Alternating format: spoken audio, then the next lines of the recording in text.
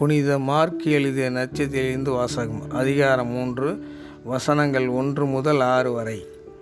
அவர் மீண்டும் தொழுகை கூடத்திற்குள் சென்றார். அங்கே கை சூம்பியவர் ஒருவர் இருந்தார். சிலர் இயேசு மீது குற்றம் சுமத்தும் நோக்குடன் ஓய்வு நாளில் அவரை குணப்படுத்துவாரா என்று கூர்ந்து கவனித்து கொண்டே இருந்தனர். இயேசு கை சூம்பியவரை நோக்கி, எழுந்து நடுவே நில்லும் என்றார். பின்பு அவர்களிடம், ஓய்வு நாளில் நன்மை செய்வதா தீமை செய்வதா, உயிரை காப்பதா அழிப்பதா, எது முறை என்று அவர் கேட்டார். அவர்களோ பேசாதிருந்தார்கள்.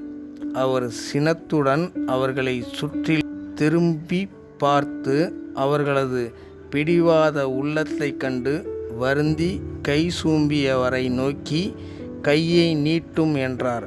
அவர் நீட்டினார். அவருடைய கை மீண்டும் நலமடைந்தது.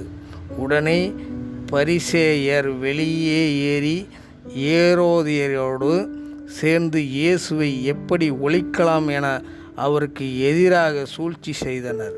இது கிறிஸ்து வழங்கும் நற்செய்தி. கிறிஸ்துவே உமக்கு புகழ்.